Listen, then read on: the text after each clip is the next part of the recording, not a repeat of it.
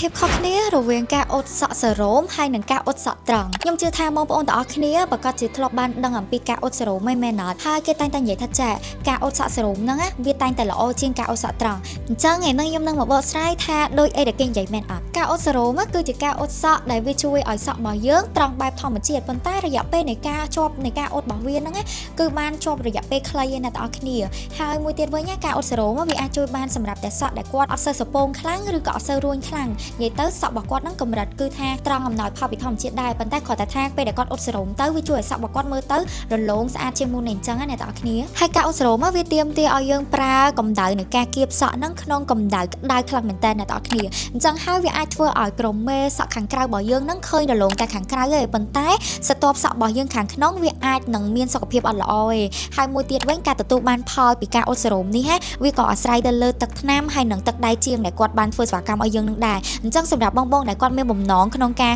ចង់ទៅអ៊ុតសក់សេរ៉ូមអីអញ្ចឹងគាត់គួរតែប្រុងប្រយ័ត្នខ្លាំងបំផុតក្នុងការជ្រើសរើសកន្លែងដែលអ៊ុតហើយនឹង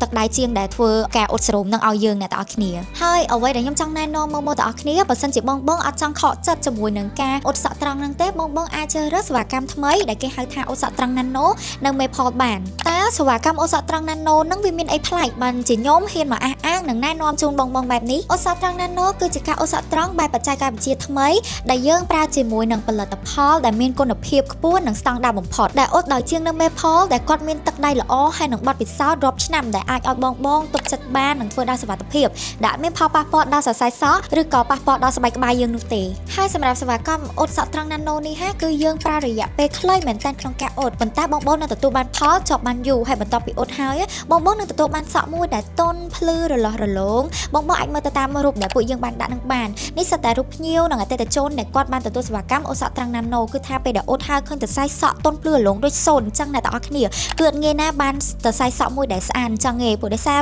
សក់យើងដំបូងគឺបដូរពីការសក់សំពងនិងរួញមកខ្លាយទៅជាខ្សែសក់មួយដែលទន់ភ្លឺរលោងដែលយើងធ្លាប់តែសម័យចង់បានសក់បែបហ្នឹង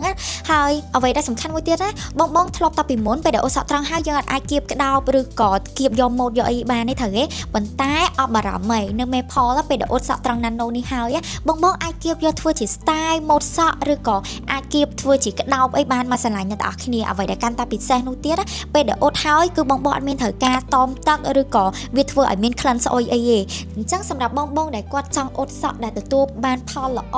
អ៊ុតហើយឃើញតែខ្សែសក់ស្អាតហើយអត់ធ្វើឲ្យយើងខាតលុយនិងខាតពេលវេលាបងអាចមក Maple ដើម្បីអ៊ុតសក់ត្រង់ Nano ចេញថ្មីបានណាហើយមួយទៀតបងបើសិនជាបងចង់ដឹងព័ត៌មានបន្ថែមបងអាចឆាចូល page Maple Salon ឬក៏តាក់ទងទៅតាម Telegram បានបាយ